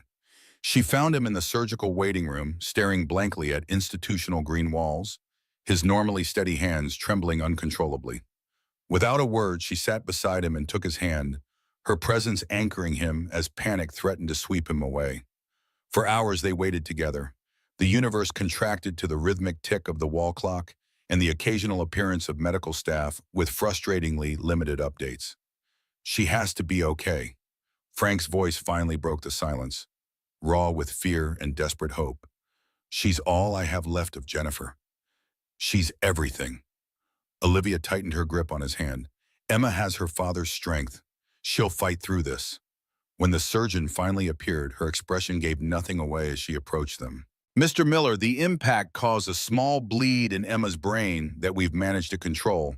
Her spine shows no significant damage, though there are multiple fractures in her left arm and collarbone." Frank absorbed this information in stunned silence as the doctor continued explaining Emma's condition. Stable but serious, requiring specialized pediatric neurological monitoring available only at the university hospital across the state. "We need to transfer her immediately for observation and potential additional procedures," the surgeon concluded. "The specialist team is already being assembled, but there's a waiting list for transfers." Olivia stepped forward, her voice taking on the commanding tone that had once intimidated boardrooms. "That's unacceptable. Emma Miller needs to be transferred immediately with the best neurological team available." The surgeon's expression hardened at the interference. "Ma'am, I understand your concern, but there are protocols and call Dr. R. Eleanor Chen, Chief of Neurosurgery at University Medical. Tell her Olivia Sterling is requesting her personal intervention. I'll cover any and all costs associated with immediate transfer and specialized care." Olivia pulled out her phone, already dialing. "I'm calling for a medical helicopter transport now." Frank watched in stunned amazement as Olivia transformed before him, leveraging every connection and resource from her former life to cut through red tape and bureaucratic obstacles. Within 2 hours, Emma was aboard a medical helicopter with a specialized pediatric trauma team, headed for the university hospital where the country's leading pediatric neurologist waited to receive her. In the following days, as Emma remained in intensive care, Frank witnessed Olivia move heaven and earth to ensure his daughter received the absolute best medical care possible. She arranged for world-class specialists to consult on Emma's case, coordinated with insurance companies to cover experimental treatments, even persuaded the hospital board to bend visitation rules so Frank could remain at Emma's side around the clock. "How are you doing this?" Frank asked one night in the quiet hospital room, watching Olivia review medical files with the same intensity she'd once applied to corporate acquisitions. "I still have leverage." Her smile held a trace of her old corporate ruthlessness, now deployed in service of something deeply personal. "People who owe me favors. Connections who can make things happen." Frank realized she had returned to her former world, the world of power and influences she'd walked away from, solely to help his daughter. The act humbled him and complicated his feelings toward her, gratitude mingling with an uncomfortable awareness of the gulf that still existed between their worlds. After a week of intensive treatment, Emma finally stabilized enough for the doctors to express cautious optimism about her recovery. As Frank sat beside her hospital bed, watching her sleep peacefully for the first time since the accident, Olivia appeared in the doorway with 2 cups of decent coffee, a hospital rarity she'd somehow procured. "The neurologist is pleased with her latest scans." Olivia handed him a cup, the circles under her eyes testament to how little she'd slept in the past week. "They're talking about starting physical therapy in a few days." Frank accepted the coffee gratefully. "I don't know how to thank you for everything you've done. Without you, she wouldn't have—" "Don't," Olivia shook her head firmly. "You'd have moved mountains yourself. I just had the access to expedite things." The unspoken truth hung between them, that her corporate connections, the very world she'd been trying to leave behind, had proven invaluable in this crisis. The contradiction created new tension between them, raising uncomfortable questions about identity and authenticity. In the days that followed, as Emma began her recovery, that tension manifested in subtle ways. Frank noticed Olivia taking more business calls, speaking in the crisp, authoritative tone he associated with CEO Sterling rather than his partner Olivia. Her designer clothing gradually reappeared, replacing the casual attire she'd adopted for their community projects. When Emma was finally discharged with a prognosis for full recovery, Frank expected their relationship to return to its developing pattern. Instead, Olivia grew increasingly distant, citing meetings and commitments that kept her away from Cornerstone Development's day-to-day operations. The breaking point came during a community meeting about their riverfront project. Olivia arrived late, dressed in a power suit reminiscent of their first confrontational meeting at Sterling Financial. Throughout the presentation, she emphasized investment potential and property value increases rather than their usual focus on community preservation. Afterward, Frank confronted her in the privacy of their shared office. "What's going on with you? For weeks you've been different, distant, focused on metrics and profits instead of people. This isn't the vision we created together." Olivia's professional mask slipped momentarily, revealing conflict beneath the surface. "Emma's medical bills made me realize something, Frank. Good intentions don't pay for world-class neurosurgeons. Community spirit doesn't fund rehabilitation programs. Money and power do, the very things I walked away from." "So you're what? Reconsidering everything? Thinking of returning to Sterling Financial?" The possibility struck Frank with unexpected force, revealing how deeply he'd come to depend on both their partnership and their evolving relationship. "I don't know." Olivia's honesty cut deeper than any carefully crafted excuse could have. "During Emma's crisis, I felt effective again, using my connections, making demands, seeing immediate results. It reminded me of who I was before." "Before what?" Frank pressed, sensing they had reached a critical juncture. "Before the storm? Before us?" "Before I started questioning everything." Frustration edged her voice. "Do you have any idea how hard it is to walk away from an identity you've spent your entire life building? To wonder if you've made a colossal mistake throwing away power and security for, for what, Olivia?" Frank finished quietly. "For me? For us? Is that such a terrible exchange?" Her silence answered more eloquently than words could have. Frank turned away, the scene of perceived rejection mingling with deeper fears, that he'd misread their connection, that the woman he was falling in love with was simply experiencing a temporary diversion from her real life. "I need time," Olivia's voice was barely audible, "to figure out what I really want." "Take all the time you need."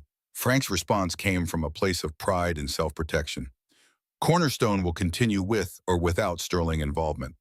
For 3 weeks, they operated in painful limbo.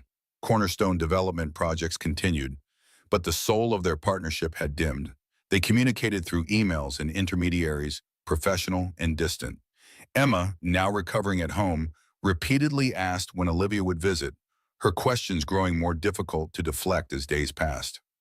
Then, on the 1-year anniversary of the blizzard that had brought them together, Frank received a text message containing only GPS coordinates and a time. He recognized the location immediately, the hunting cabin where it all began. Frank debated ignoring the message. The cabin represented a profound turning point in both their lives, and returning felt too symbolically charged for their current uncertain state. Yet curiosity and unresolved feelings ultimately prevailed. The cabin had been completely rebuilt since their ordeal, properly insulated with a sturdy roof designed to withstand the heaviest snowfall.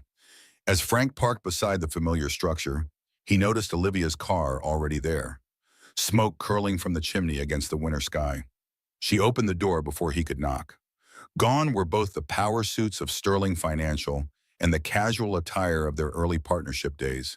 Instead, she wore a simple blue sweater that somehow split the difference between her two worlds. "Thank you for coming." Olivia stepped back to allow him entry.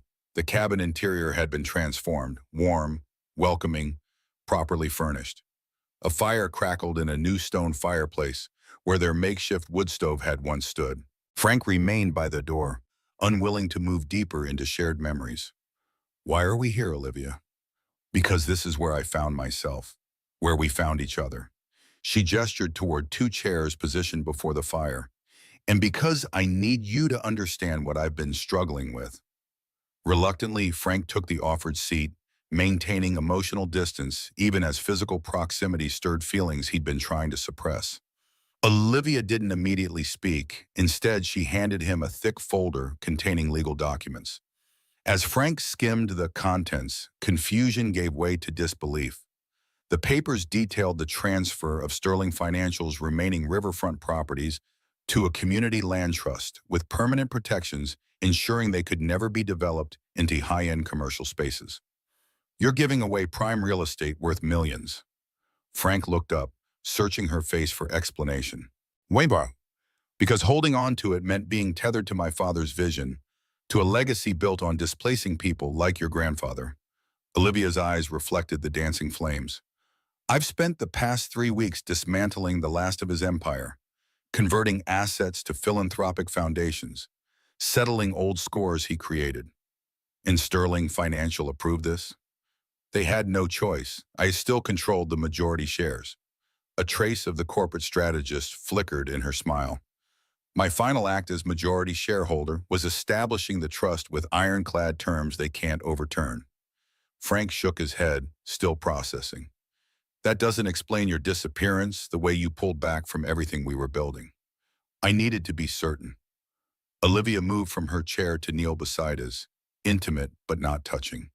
That I wasn't just running away from my old life into something new without purpose. That I wasn't using you and Emma as an escape rather than a genuine choice.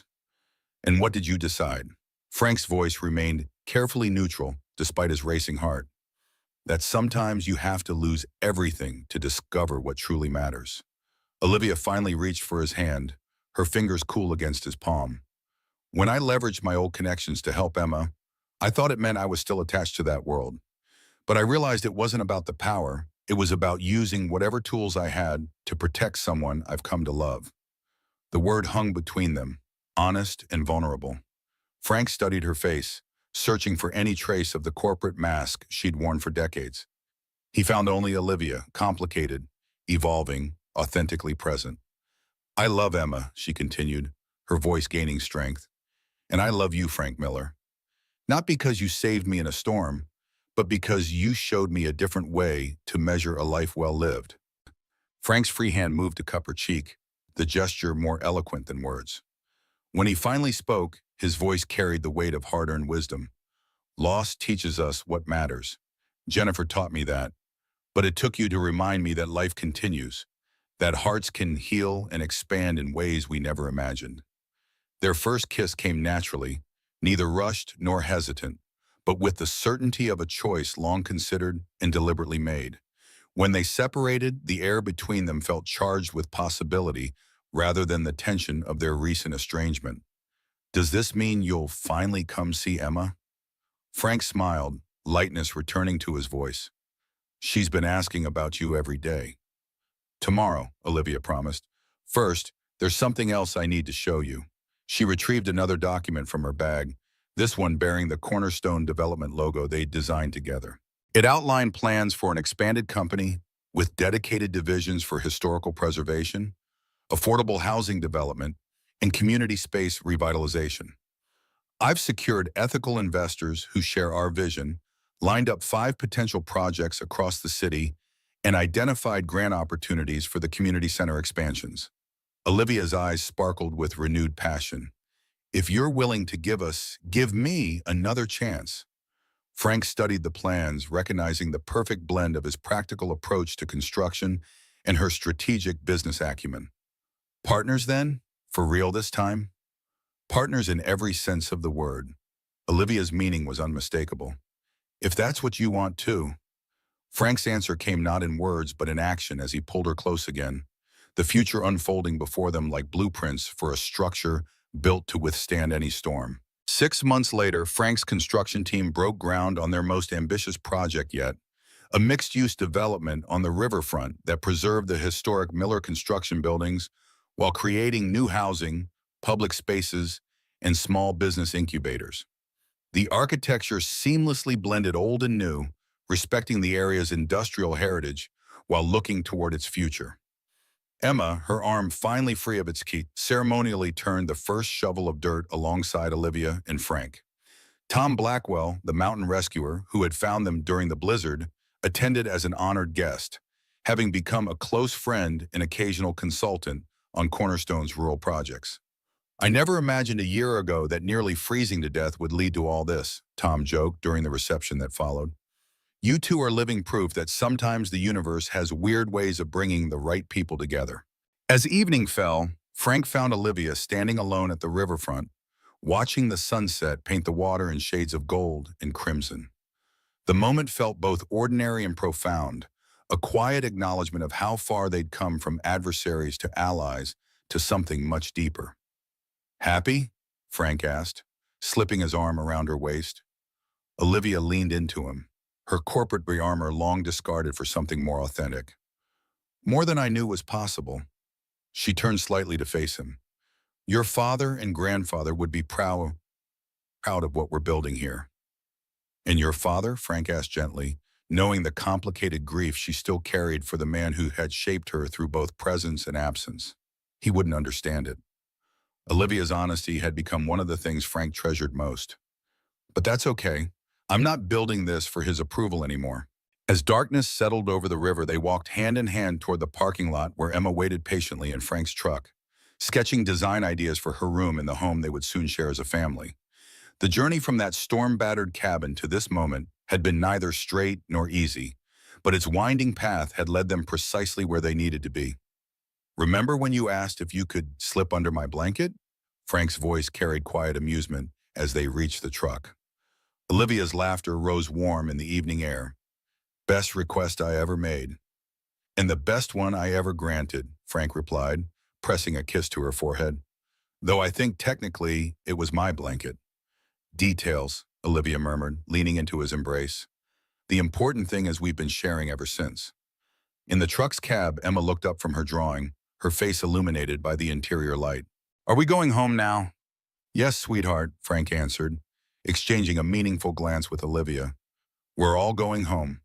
And as they drove away from the riverfront that had once divided them, the first stars appeared in the darkening sky, constant reminders that sometimes in our darkest moments, when we feel most lost and alone, we are actually being guided toward the very connections that will save us, in ways far deeper than mere survival. Behind them, the sight of their new beginning waited for morning light.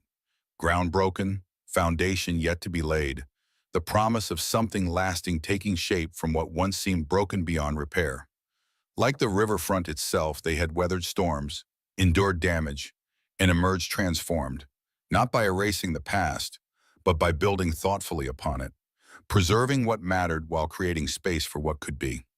5 years later, Cornerstone Development had become a model for ethical urban renewal across the country. Frank and Olivia were invited to speak at conferences, consult with city planners, and share their vision of development that served communities rather than displacing them.